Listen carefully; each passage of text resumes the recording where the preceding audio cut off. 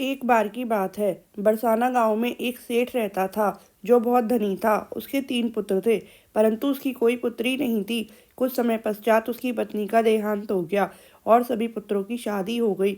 सभी पुत्र अपने अपने कार्य में व्यस्त रहने लगे।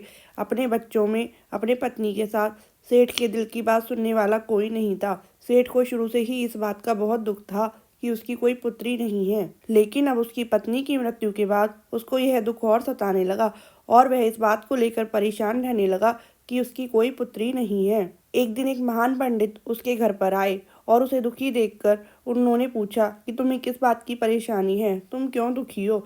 उसने अपने दुख का कारण पंडित को बताया कि मेरी कोई पुत्री नहीं है, इस वजह से मुझे अपने जीवन में यह अभाव रहता है कि मेरी कोई पुत्री क्यों नहीं है। तो वह पंडित उसको कहते हैं, लो यह भी कोई परेशानी की बात है, तुम राधा रानी को अपनी बेटी मान लो। हमारे जीवन में जिस चीज की कमी होती है उसको भगवान ही पूरा कर सकते हैं।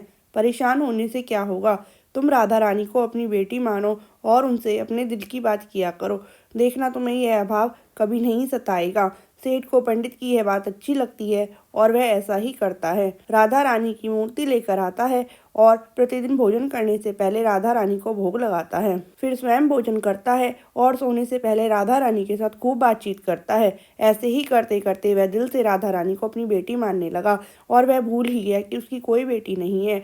उसे इस बात का आभास होने लगा कि उसकी पुत्री सच में है और वह बहुत दिल से उसे अपनी पुत्री मानने लगा। जब तक वह बात ना करता, उन्हें भोजन ना खिलाता, उसका मन नहीं लगता और जब वह बात करता तो उसके मन को बहुत संतुष्टि मिलती, जैसे उसे पता नहीं क्या मिल गया हो। एक दिन सेठ के घर पर एक चूड़ी बेचने वाली मनिहारिन आती थी और वह उसकी बहुओं को चूड़ियां पहनाकर जाती थी।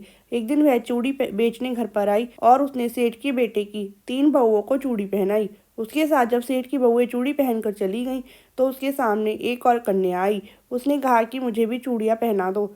चूड़ी वाली ने सोचा कि शायद सेठ के घर पर कोई मेहमान आई है, तो उसने उसको भी चूड़ियां पहना दी। उसके बाद वह चूड़ी वाली सेठ से पैसे मांगने सेठ की दुकान पर पहुंची और बोली कि चूड़ी के पैसे दे दो। और उसने पहले से अधिक पैसे मांगे तो सेठ ने कहा कि तुमने चूड़ी का दाम बढ़ा दिया है क्या। तो उसने कहा, नहीं, मैंने चूड़ी का दाम तो नहीं बढ़ाया, परंतु आज मैं 4 को चूड़ी पहना कर आई हूँ। उसने कहा, मेरे घर पर तो 3 ही बहुएं हैं। तो उसने कहा, नहीं, मैंने आज 4 को चूड़ी पहनाई है। सेठ ने कहा कि तुमसे कोई गलती हुई है, मेरे घर पर तो चूड़ी पहनने के लिए मेरी सिर्फ 3 बहू हैं।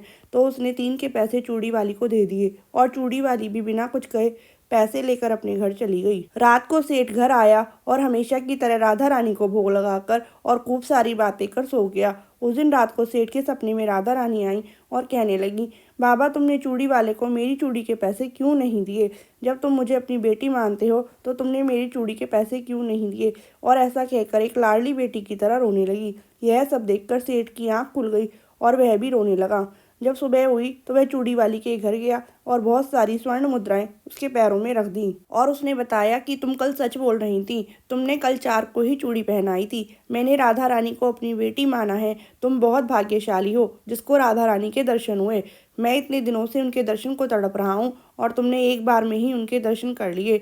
यह बोलकर रोने लगा और बोला कि तुम्हें चूड़ी का जो भी दाम चाहिए मुझसे मांग लो। यह सुनकर मनिहारिन की आंखों में भी आंसू आ गए और उसने मन में सोचा, जब मुझे खुद राधा रानी के ही दर्शन हो गए तो इससे ज़्यादा मुझे और क्या चाहिए। और उसने सेठ के सामने हाथ जोड़कर कहा कि तुम्हारी वजह से मुझे राधा रानी के दर्शन हुए हैं, जिससे मेरा यह जीवन सफल हो गया। मुझे कुछ नहीं चाहिए। जब हम भगवान को दिल से पुकारते हैं, उनकी पूजा अर्चना करते हैं, तो वह कैसे हमारे पास दौड़े चले आते हैं। जय श्री राधे।